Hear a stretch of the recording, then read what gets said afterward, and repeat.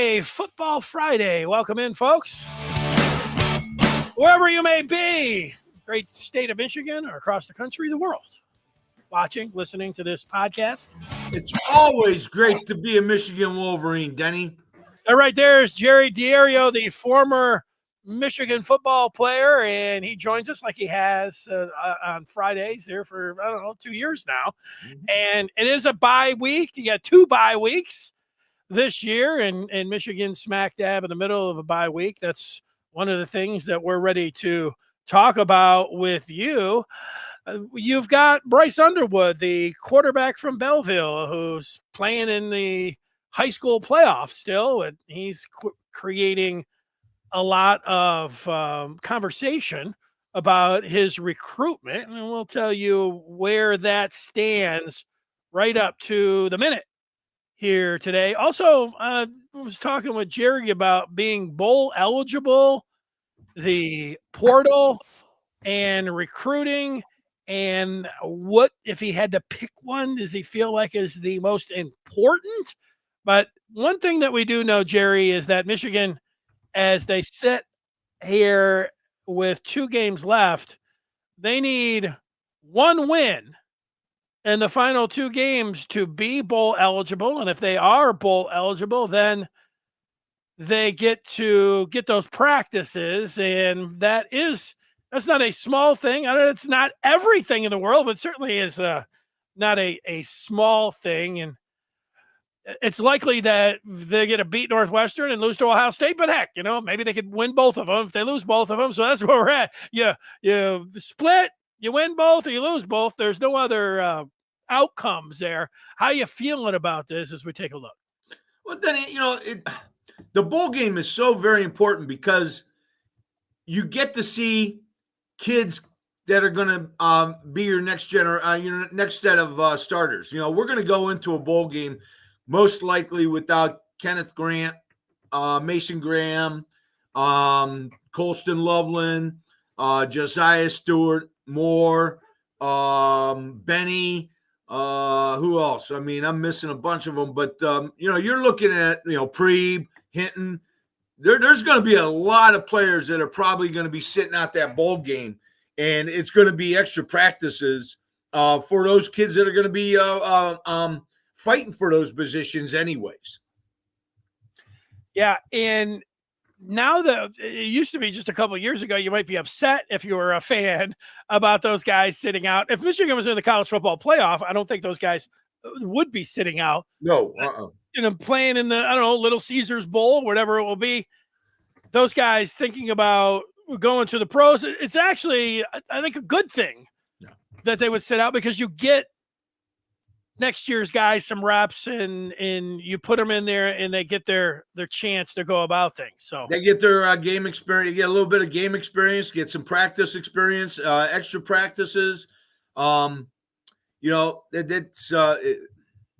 the best of the worst situation. How about that, Denny? Yeah. Well, what about the players that want to play in the game, and yet, the fans might want, I was just talking about the quarterback situation specifically. Somebody last week, now we don't know if he's ready to play. Somebody told me that he wasn't ready to play. The true freshman, Jaden Davis, he could play, and you can play up to 4 games and still redshirt. He hasn't taken a snap. So once the regular season is over, are you preparing for next year? Are you really working and saying, hey, we really want to win this Little Caesars Bowl?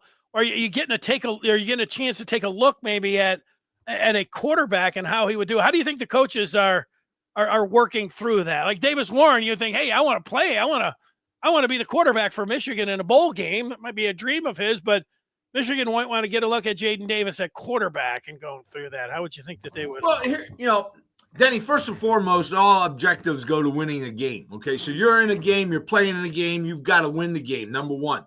I think all the other things are going to take care of themselves, because I think a lot of our guys are going to say, there's no reason for me to play in a 6-6 bowl game when I'm a first round or second round player. There's absolutely no upside to me playing. So I think that takes care of itself that way. That said, yeah, we want to start looking at some of these guys for next year. That's what this bowl game would be all about. It's about previewing next year's players, giving those players an opportunity to showcase their talents in a bowl situation, in a game situation, and starts the season off for 2025. Let me take you into the coaches' rooms as they talk about preparing for Northwestern. I know, Jerry, and you'll be able to tell me specifically because you were there, back in the Bo's days, Bo would take every practice, at least one of the periods or the portion, and he would do something that was going to be dedicated to Ohio State. And when he was asked about how often he thinks about beating Ohio State, he famously said every day, every day he's thinking about, beating Ohio State. And, you hear that throughout the years. Oh, we worked on something. But now here's Michigan this year. And, they need this game against Northwestern. I don't know if it's a luxury. They probably have been dedicating still a period to Ohio State, but you might want to say we should be dedicating a lot more. How do you think they're approaching this bye week and in this game against Northwestern, and how much time they would be dedicating to practice towards Ohio State? Well, like you said, Bo every day thought about beating Ohio, and whether we knew it or not, we were doing something in practice to beat Ohio. So that was always paramount. We're gonna go into this Northwestern game, and I believe our guys are going to be focused on beating Northwestern, and they're going to be sky high for Ohio State. This game doesn't take much to get up for. That Michigan-Ohio State game does not take much to get up for. If you can't get up for that game, you really shouldn't probably be in this rivalry in the first place. But they're going to be fired up, and we've seen crazy things happen in this Michigan-Ohio State rivalry, just like other rivalries. How many times did we beat Ohio with John Cooper sitting there ranked number 1, 2, or 3 in the country, and we got 4 or 5 losses? So I can remember one year with Gary Moeller specifically. We were sitting there with 4 losses, Mercury Hayes and those guys, and Ohio State had what was his name, Big Daddy Wilkerson, and all those guys. Dan Wilkerson. He had Eddie George in that, and we beat him in Ann Arbor, and we beat him in Columbus with who was it? Streets, right? If I remember Streets. Yeah. Sean Springs slipped. Yep, exactly. So crazy things happen, especially in rivalry games. How many times you've seen Oregon State beat Oregon or Washington State beat Washington? These rivalry games, all records are off the table. All bets are up and running. Nothing to worry about then with the coaches if you're in there saying, hey, let's not work too much on Ohio State. We just got to take care of beating Northwestern, and then we can deal with Ohio State. So that doesn't matter. None of the plan about this bye week then and how much time you're dedicating? Well, I think this week, and I heard in our earlier bye week that it was a lot of top off the roof kind of thing. Let's go scrimmage and see who the best players are. Let them throw a knife in there and see who comes out with it kind of thing. And I thought we had some good practices in that week. I thought I heard a lot of good competition, a lot of good fighting in that week. And right now I think the stakes are even higher. You got guys in there right now that are probably fighting their butt off for a position or at least get looked at next year. So I'm expecting that we're going to come out of this bye week with a lot of guys that are hungry, wanting to start looking to next year. Jerry, let's talk about what a lot of people have been talking about for the last 24 hours, if not the last 24 days. And that's Michigan's recruitment of the local product, Bryce Underwood, who's committed to LSU, but at least was open to listening to Michigan recently and trying to woo him back and flip him to the Wolverines, and there's been a lot of social media detective work, a lot of conjecture about how much money it's going to take and how much money Michigan might be throwing at him, and he still might be just thinking LSU. When you think about this and Underwood, what are your thoughts about that? He may or may not be interested in Michigan anymore. Well, right off the top, my thoughts are I don't know there's too many high school 18-year-olds that are worth that kind of money right out of school, especially when you're looking at all the needs that we're going to have after this season. We've got to replace one of the most talented defenses in the country, and we've got a lot of work to do on that. So, and it's going to take money to get those players in here. We've got to we've got to look at our offensive staff a little bit and see what's happening there. Look at our offensive personnel. We're losing probably the best tight end in college football right now. So we're losing a lot of players. If we're thinking we're going to put all this money into one person and compete, I think we're wrong. I think we've seen quarterbacks go down in flames because they weren't surrounded with great players around them, and that's what I feel. I think first of all, let's look at the revenue that we have to work with, and let's look at the transfer portal and see who comes open. Number one. Number two, what does this young man really want? Has anybody asked that question? What do you want? What do you want? Do you want? Is it just purely money? Is that all it is? I think we walk away. If it's I want this education, I think we sell that. Stay home, maybe not. Maybe he wants to go to the South. What does this young man want? But to me, spending that kind of money on one player, nope. I like what you said there. There's still a lot of moving parts here, but there's still the idea, if you're Michigan, that a player you're going after has to fit a certain profile. You're not just taking, hey, we think these are the 10 best players in the country. They're all 5 stars. We're going to make the biggest offers we can because we want these guys. You got to look at those 10 guys and say, we also feel like they're going to fit whatever. It's academics and all the other things that go into. They got to fit the profile of what you want. Now, Underwood, I do believe fits that profile. He is right down the street. He is a quarterback. Michigan is in dire need of a quarterback. They've missed on some of the local products that have been very highly thought of. So he fits all of these things. But I think that overall, it was the right decision to try to get back in, take your swing at a local guy that you think fits the profile. Yeah, do whatever you can within the rules to try to get him. And if you end up, let's just say at the end of today, where he's just going to go and stay with LSU, you gave it your best shot. And to me, if I'm a Michigan fan, knowing the landscape now in NIL and knowing where Michigan has been last year and the year before, now with high school players, if they were willing to, back up the Brinks truck for a player, this just wasn't a one-off where now they're going to say, no, we're not getting involved. And no, to me, this signals that they are getting involved with the very best of the best, and they're trying to woo them with NIL money up front.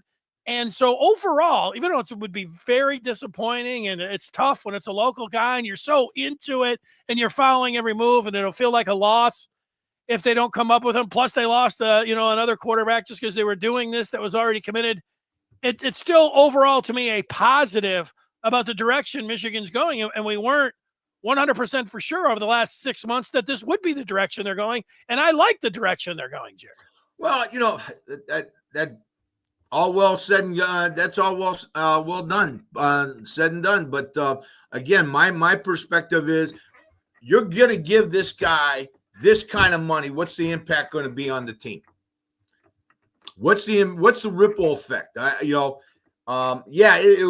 It's nice going after him and making sure that we understand that the biggest thing you said, Denny, that really has me is that we have lost too many Michigan kids in recent years to outsiders, and I think we need to really secure our Michigan base. However, that said, we have to do it with intelligence. I don't think now if you're telling me we got 20 million for this kid and 100 million for everybody else, let's back up the truck and buy a national championship like Oregon did. Okay, let's do that. But I'm saying we've got a limited amount of resources for this young man to get 20 million over 4 years or 5 years or whatever it is.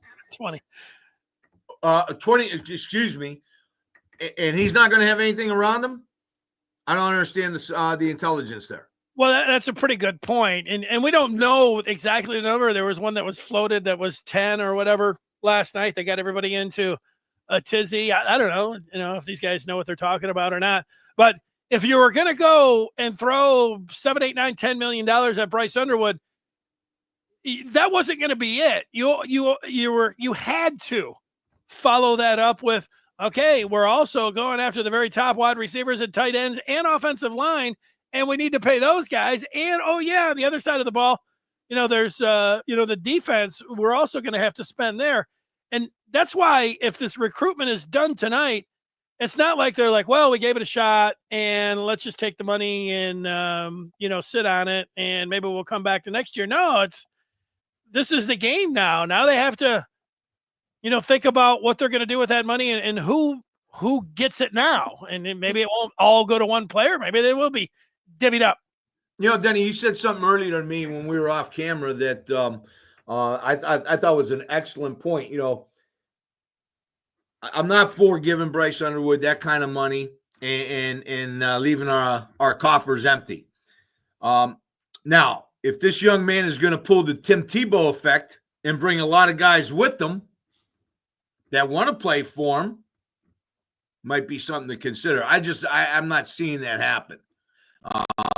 Remember when Tim Tebow was recruited, when Urban Meyer recruited Tim Tebow, he knew he was going to get a bunch of other people. That's why he went after him so hard. And so is that what you're telling me is going to happen with Bryce Underwood? It's a good point, though, Denny. It really was a good thought. I'm thinking two things. That one, the Underwood in his camp, this isn't just him. It could be, but, he's got his parents and whoever his handlers are, probably an agent and all of this. And they do talk about what they want. And part of, if I can ask for everything, if I'm a quarterback, part of everything is going to be, okay, who the head coach is, who the offensive coordinator is, what kind of offense are they running, how are they going to prepare me for the pros, and what kind of players are you going to surround me with. That last piece, maybe I should have led off with that one. And Michigan had to have an answer that you almost feel like it's a sure thing that, okay, they were going to spend whatever it was, $6 million on Underwood. They had to come over the top and also surround him with players. That's the one part. But the next part is, if they do end up striking out, they still are. I don't think that they're just going to say, oh, well, this strategy didn't work, let's go back to transformational. No, transactional still alive. That's the name of the game now. So they just have to move on to the next player or players and still get out there and get after it. You said earlier, go out there and buy a championship like Oregon. Part of the game now, that's how you're getting the players. I mean, it's free agency. And I can tell you with baseball free agency, all of those guys it almost always happens. They almost always go to the highest bidder. Almost always. Mm-hmm.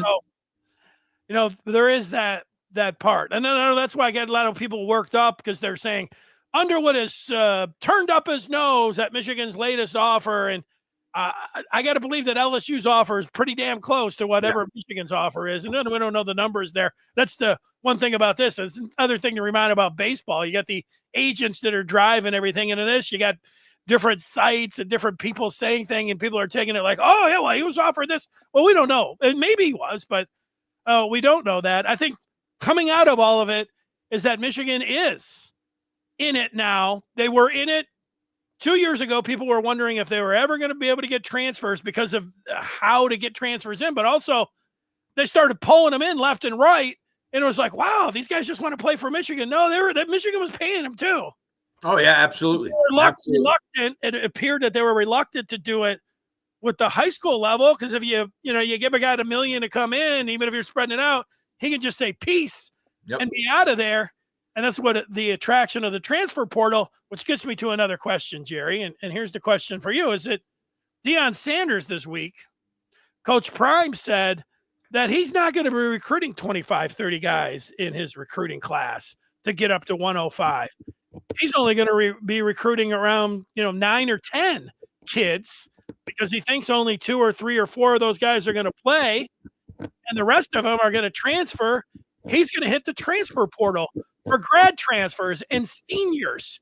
That's where he wants his resources to go, to players that have already played the game, that might up transfer, or around the country that are seasoned, that are ready to go, rather than going to the development route. Now, what you want is both. You want to have a great recruiting class and then keep as many as you can, and the ones that you want, and groom them and get ready. And then you also want to supplement it with being able to come over the top in the transfer portal and being able to attack that. That's why if you had Underwood, then you're going out and getting a Miller Moss or whoever else, a quarterback that came free that you liked, you're able to supplement that position with the different resources, recruiting, and with the portal. Which is most important as you take a look at it? Well, I'm looking at this thing, Denny, and remember, I grew up in the 70s, watching football in the 70s, a great heyday of football, okay?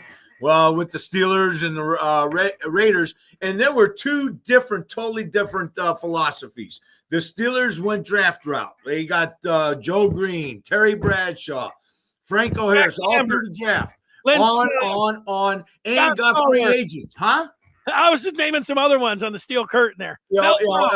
Who is the strong safety they got? That was a free agent. You're talking about the Raiders? No, the Steelers. Number 31. I can't think of his name right now. Not Blunt, but the other one. Anyways, the Steelers went that route, and the rest is history. On the other hand, the Raiders went another route, and they brought in the renegades that nobody wanted.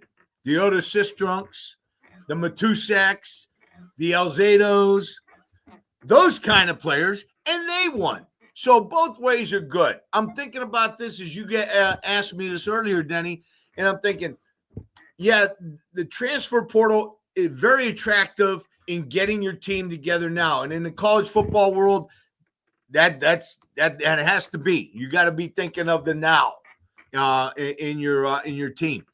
However, that said, remember, we had a couple guys like Mason Graham show up his freshman year, and Colston Loveland play his freshman year and get a lot of production out of those types of players.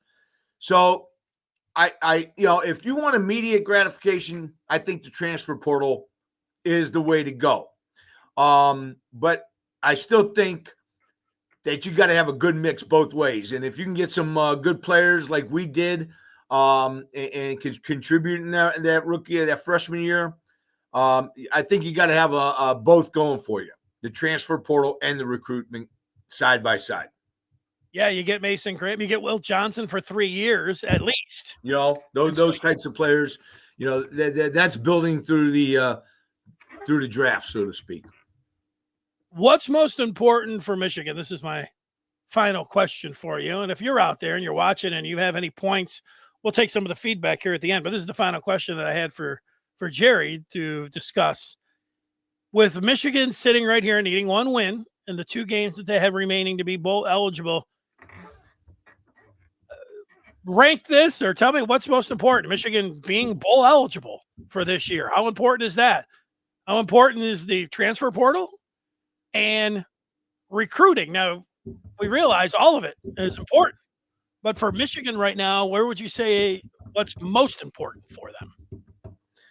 I think I would go transfer portal, recruiting, bowl game.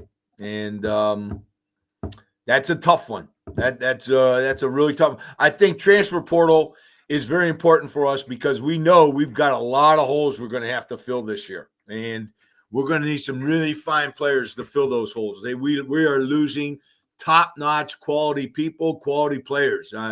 You ain't going to do that right away. And so I'm thinking the transfer portal might put us in a position where we can answer some of those questions. I think if we spend all our time on recruiting, it's going to be a couple years before we see any results. So that's why I said the transfer portal is probably the most important thing for Michigan right now.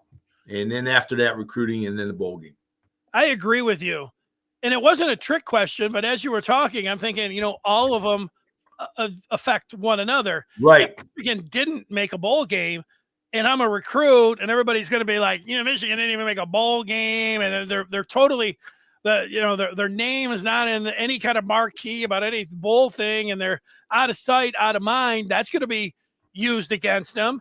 If they do well in the portal and say, hey, you've got this guy, and if I'm a wide receiver, the first thing I'm checking is who's Michigan, going to be the quarterback next year. So if they hit one in the transfer portal, that'll be something. Of course, that's going to affect overall recruiting as well, because everybody's looking at the depth chart. So you've got to be able to, each one of those is going to affect the other one. I guess recruiting and transfer portal isn't going to affect whether Michigan's going to be able to win one more game and get into a bowl game, whatever it's going to be. But being in a bowl game is going to affect recruiting, and it's going to affect the transfer portal. So that's it.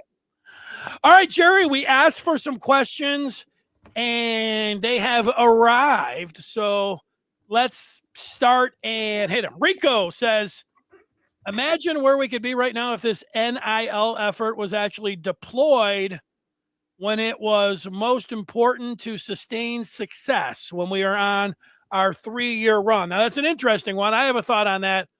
He's saying, imagine if Michigan would have started this 3 years ago. Do you think there's a point to that? Well, I think we did start with it 3 years ago. We started with guys like Josiah Stewart and Barnum. This year he came in this year, but that's a transfer portal guy. Who else came in from the transfer portal? I think we've had some key pickups in the transfer portal. The center a couple years ago. There's no doubt that they attacked the transfer portal, and also that they used NIL to get those players, and also they used NIL to keep the players that they got, like JJ. But I think what Rico's saying is that they weren't going in and offering these to high school players. Oh no, absolutely not. No, we went after, and that's what Harbaugh's philosophy kind of looked like the Raiders. Okay, let me have the draft. Okay, I'm going to take my draft picks, but I'm going to take some of these guys that are spun off from other programs and see what we can do with them. And I thought we picked up some really good players in the transfer portal over Harbaugh's time. And yeah, I agreed with it that if you're looking to give a lot of money to a recruit over somebody who's been there or somebody can help you immediately, I think that's a gamble. Yeah, I think Harbaugh would have changed, and he was changing with the times. But when he came in 2015, the Michigan culture, the fans, and I think it went back to the Fab Five. People were really turned off that Chris Webber, took $280,000 from a gambler in Ed Martin, and this will never happen again at Michigan. And it was a hill. Harbaugh was so set on doing everything that he could to win, with the exception of paying play. And it was illegal then, of course, but people were doing it. But he was not, but nobody cared that people were paying the players. That was the wrinkle, I guess they would say. But he really was against that. He did not want to, and so he tried everything else that he possibly could to get there. And even at the end, it was just, I don't know, was it 3 years ago, 2 years ago, that he said, we want Michigan to be, it's the famous, transformational, not transactional. He didn't want to get those high school players and pay for them. Do I think he would now? Yeah. I mean, I think he would have finally been like, yeah, we need to get in there, but he did it the way he wanted to, and it worked for him, culminating in the championship. So, but I think there's a point to this. Imagine if they started playing the game 3 years ago, Michigan fans would have said, no, we don't want to see this. This is against the rules. This is cheating. We don't want to see Michigan do it. I think that would have been the consensus from Michigan fans. But in 3 years, we've seen that there's no the NCAA said last year that they weren't going to pursue any kind of NIL situations with any of the teams. Basically, they didn't say there's a rule against it, even though there is.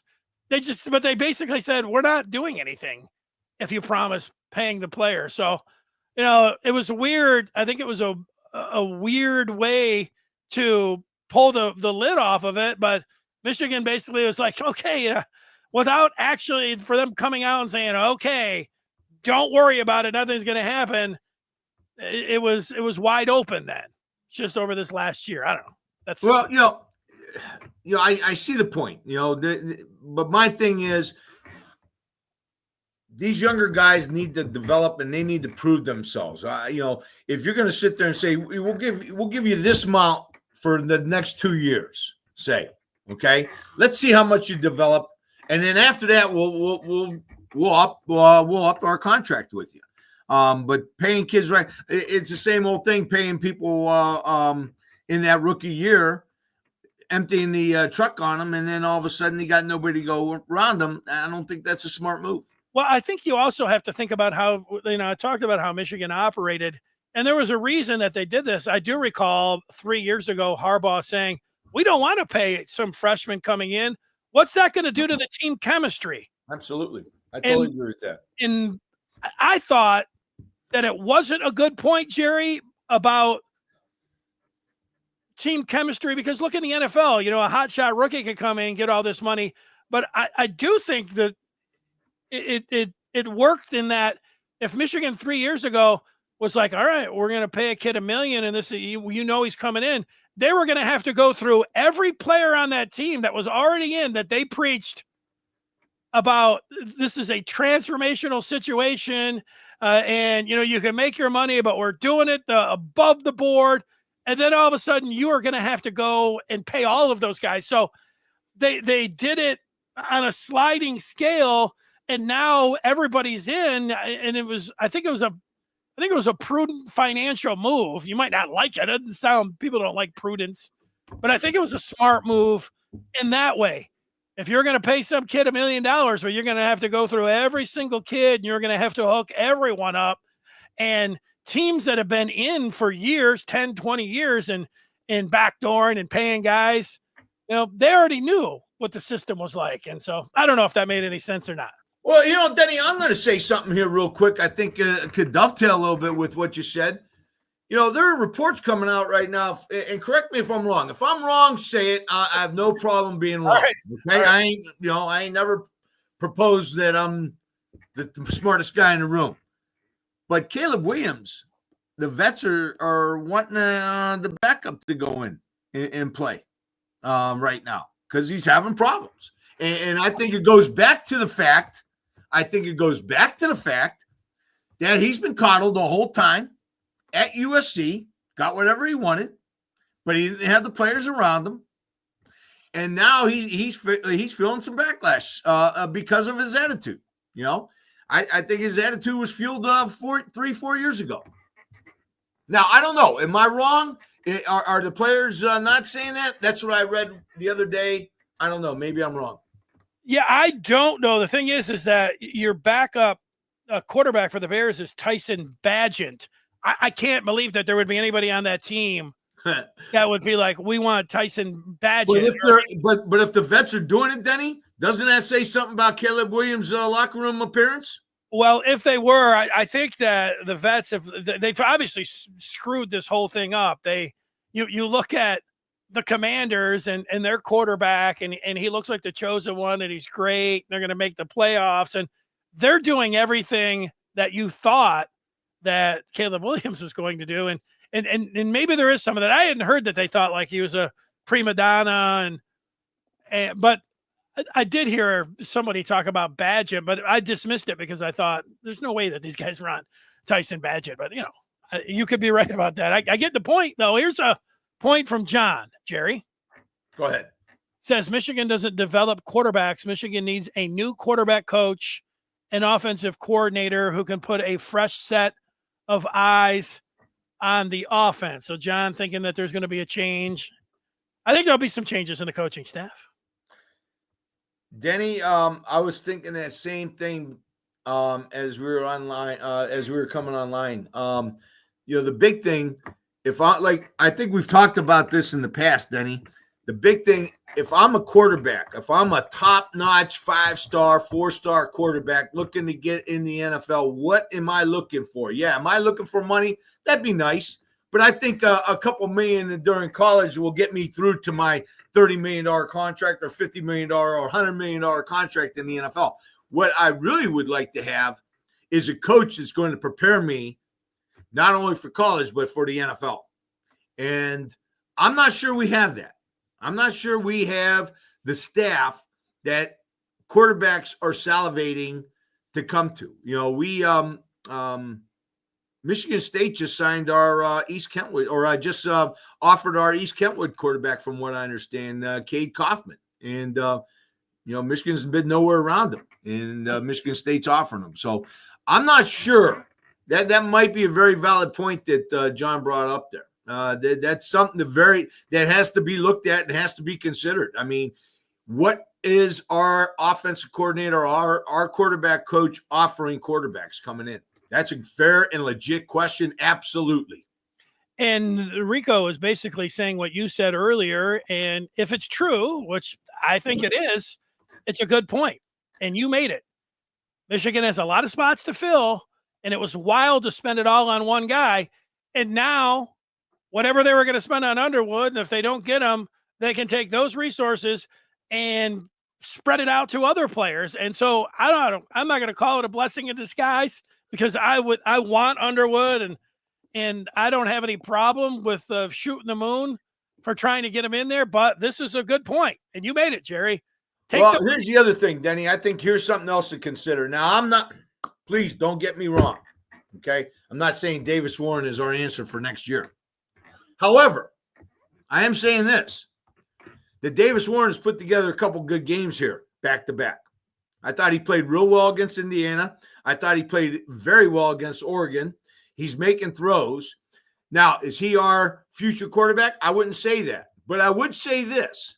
He could give us a comfortable backup and competition for any quarterback coming in, like what's his name out of SC, Miller Moss. If we can get a quarterback like Miller Moss and Davis Warren and maybe Jaden Daniels all competing for that spot next year, I think that is a very good situation. I just don't see paying somebody and letting every other position rot. That's not the way I want to build my team. Yeah, I don't think they were going to go about it that way. But, Michael says he hates to say it, but the team down south will kill it with the resources they have. Ohio State's been bringing in as good of players as the elite teams for 20 years. And so that's been an issue the whole time. We don't know. It's hard to project Michigan's record right now. We don't even know who their quarterback is. There's way too much that has to go through to start talking about what the record would be next year, Rico. It needs to be closer to 10 than it is this year. I would say that. Absolutely. It needs to be. Or you need to start seriously look at who's leading the team. Jess Gregg says Michigan hired a guy with zero head coaching experience. Why would somebody want to come play for this staff? Greg, I'm not mad at you or anybody else who makes this point. There's probably a point to it, but there are as many coaches, if not more, that did not have previous head coaching experience that are looked at as great hires. Dan Lanning from Oregon, the number one team in the country, he was a coordinator, and now he's the head coach. He had zero head coaching experience. The head coach at Georgia, yeah, he was around there for a while. Dabo Sweeney, he did not have any previous head coaching experience. I look at the pros. John Harbaugh wasn't even a coordinator, and he was the special teams coach for the Eagles, and the Ravens hired him. Mike Tomlin spent 1 year as a defensive coordinator, and he was 36 years old. keep going. I don't know if the Rams coach, the idea is you want to find your Sean McVay and your Dan Lanning, and have them around for the next 20 years if you can. Before everybody else. Yeah, there's two ways to go about it. Yeah, John or Jim Harbaugh and Bo, they coached somewhere else. They had their success. I get that part, but there's plenty of others. So I don't think that's the great thing that a lot of people are saying that. There's plenty of examples of guys. Benny, I totally agree with you. And I was on board with Sharon from the beginning. I thought he earned it with going through the shenanigans from last year. I'm totally on board with what you said. But now the clock's running. In his first year as head coach, at best he's 500. Okay, the clock's running now. We have to start seeing some results, some big time results now. All those people you mentioned, they're still coaching because they got results. Now we need to see Sharon Moore's results. Now, Chris says, does anyone find the Bryce Underwood saga desperate? It reeks of panic from Michigan. I kind of agree with that, Denny. I kind of agree with that. I think we just showed that we're willing to go out and spend a whole bunch of money on one player. And I'm looking at that locker room and I'm thinking, what are those guys thinking in that locker room? What if Bryce Underwood takes this money and everybody else is going to be on the short end of on their money tree? So I kind of agree with that. It does, to me, it does sound like, if you want to go after Bryce Underwood and give him a legit recruitment, all for it. Okay. But if you're going to throw the bank at him and you're going to screw the rest of the locker room up, away. I'm not for it. Yeah, I get that point. I also think, you can say Michigan is desperate, which I understand with the quarterback position. But the thing that I would have to know is, what did they actually say when they doubled back and started talking to his camp? Did they say, yeah, we want to hear what you have to say now? And the Bryce is he is open to listening to Michigan. He just wants to make sure that, so whatever he said, if he just said, when Michigan said, we want to get back in, and they're like, well, whatever, you can do whatever you want, but I don't know if that would seem like it would be panic and totally desperate. But if the kid could be used in Michigan to up his offer and all those kind of things, but I would really have to know the mechanics of what the Underwood camp was saying to Michigan when they came back and said, that they were interested in getting back in. Did they tell them like, okay, you got a legitimate shot again, or you have a shot, or whatever? I'm sorry. Here's a Michigan kid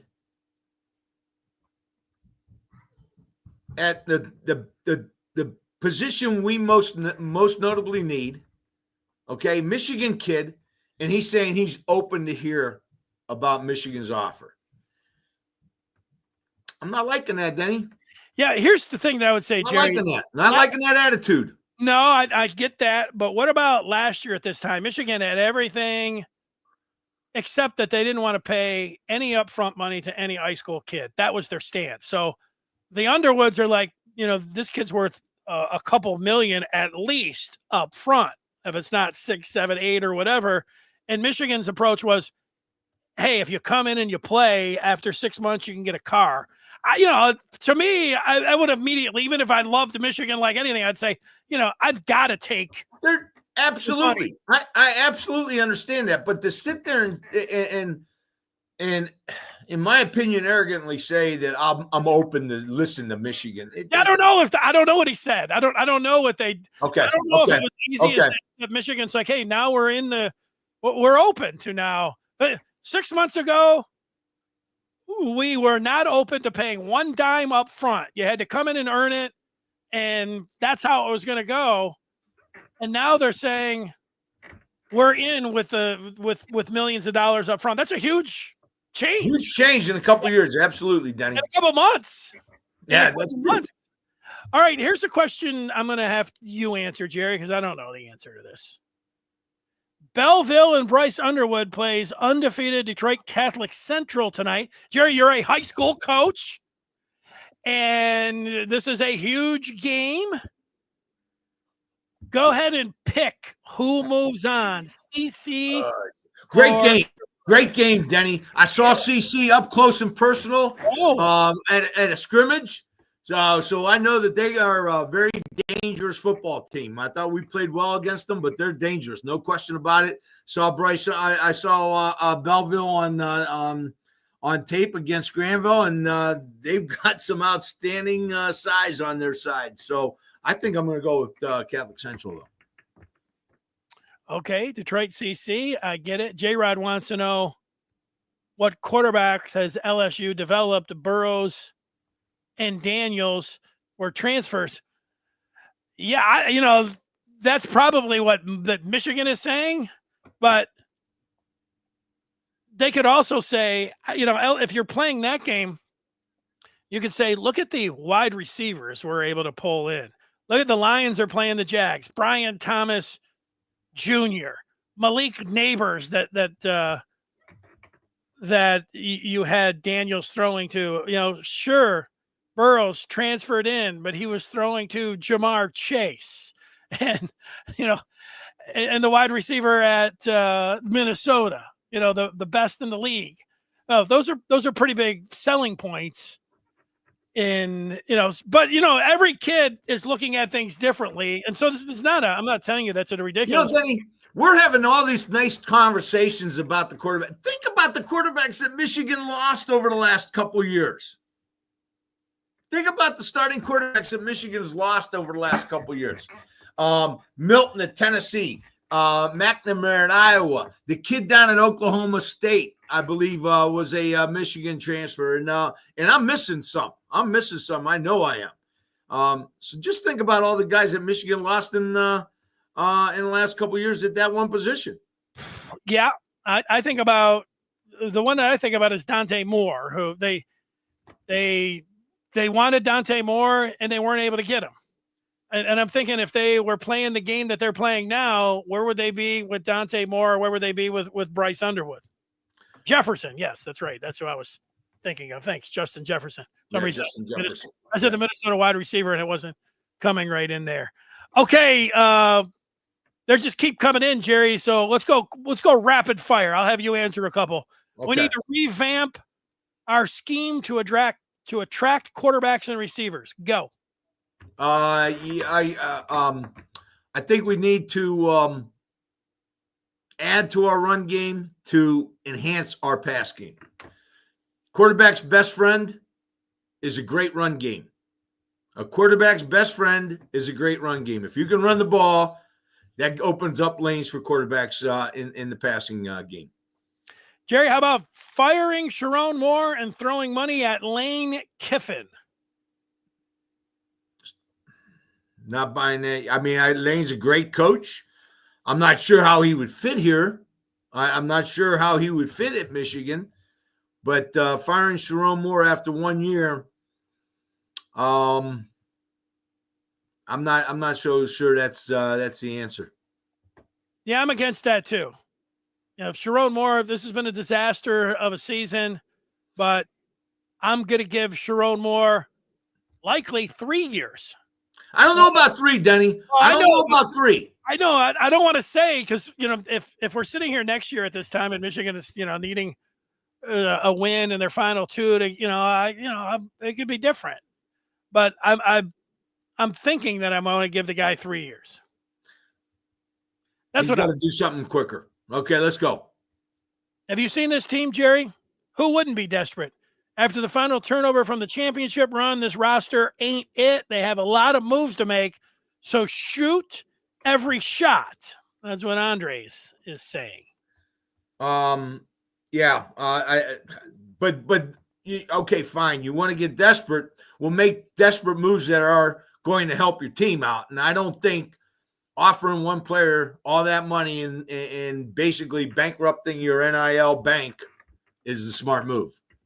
Rico's laughing at my suggestion of 3 years. That's what I want. I want to give a coach 3 years, and it's likely still as I sit here that he will get at least 3 years. But, what you're projecting, Rico, is that next year is just going to be a disaster. Are you saying 3 more years or No, 3 years total? 3 years total. So, but I also admit if we're sitting here at this time next year, Jerry, and Michigan needs a win, one win out of their next 2 games, and they're not going to make the college football playoff, and they need a win just to be bowl eligible. Well, I think you're looking at Denny. I hate to say this. No, I don't even want to say it, but I remember we got rid of Rich Rod in 3 years. Right. Rodriguez got 3 years. That's actually something. 3 years. That was it. That Moore should get. I hate to say this, but I've always wondered if this was true. Harbaugh after 2020, if Harbaugh didn't have J.J. McCarthy committed, would that how much did that affect what Ward Manuel when he was thinking about maybe I'll move on, maybe I won't? He didn't move on. He kept Harbaugh. The rest is history. But how much? I think everybody got a pass in 2020, Denny. What's that? Everybody just got a pass because it was the pandemic? I think everybody got a pass because of the pandemic. I wonder. I would wonder. I can't say that. No, if Michigan didn't have a good recruiting class and if it didn't have J.J. McCarthy, that Ward Manuel would have gone. I can't say that, but I think it didn't hurt that you got a hot shot quarterback, just like Denny. While we're talking about this, somebody put out. I saw this somewhere too. What if we would have paid Harbaugh a ton of money? Would we be in this position right now? What if we would have told Harbaugh, hey, don't worry about a thing. We got your back. We got your back. No matter what the NCAA does, we got your back. I mean, that would have been money well spent too, wouldn't it? It would have. How about Harbaugh saying that it was about one thing, the reason that he left? I'm sorry, Denny, I missed that. What was that? Harbaugh said when he left that, I'm paraphrasing because he said it differently, but the one thing that he couldn't get at Michigan was the Lombardi. And that's why he was leaving. That was his reasoning. And I was going to take him at his word for that. I feel like I saw what he did after 21 when he damn near took the Vikings job or was in the mix for the job. And then when he said, I'm never going anywhere because I can't outdo happiness or whatever he said. And then the next year he was interviewing for the Broncos and Carolina job. I was like, wait, I thought he just said, and then, obviously he took the job. There's the argument that Ward should have right from the get-go not slashed his salary because Harbaugh wanted out right then. And then when he didn't just shower him with making him the highest paid coach, then he doubly wanted to get out. I mean, there's that. You can believe that, and there's an argument to be made there. It just depends on, how you feel about it. I do feel that, there would have been a lot of ADs, half of the ADs, more than half of the ADs who would have moved on after 2020, pandemic or not, from Jim Harbaugh. And Ward, he slashed his salary, whatever else. That might have lit a fire under his ass, for all we know. So that's how I feel about it. But there's plenty of people who feel like when Ward did that, Harbaugh he was gone at the first chance that he could. And it was because he got his salary slashed. So you can blame Ward or you can credit him. And there's a lot of people that do both or on each side. So however you feel, I don't know. I would like to see it, Denny. We'll never know. Well, your point, it was Michigan pretty much, to me, it seemed like whatever Harbaugh wanted. I didn't get that vibe, Danny. But I know that he was on the plane telling people, while he was talking with the Chargers, he was on this phone saying, hey, I want 100% immunity of anything that goes on. Oh, yeah, I'll be in LA tomorrow. I know that I think he was playing both sides of the fences myself, but, if could Michigan have said, let's crank it up and give you $20 million, Jim, he would have been worth it. You imagine? Oh, hey, I don't know if we'd be having this quarterback controversy right now. Things would be different. However it would be, things would be different if Harbaugh. Definitely would be. That's it. Well, Jerry, It's great to have you on here. Enjoy the bye week. Is there anything else that you wanted to say? Oh, always great to be with you, Denny. Love talking to the folks. Love answering the questions. Hopefully, I put some insight into people and made them think a little bit. But hail to the victors. Always great to be a Michigan Wolverine, Denny. I love being a Michigan Wolverine. Well said. There he is, Jerry Diorio. Everybody have a great weekend. I'll talk with you tonight after the Michigan basketball game. See you.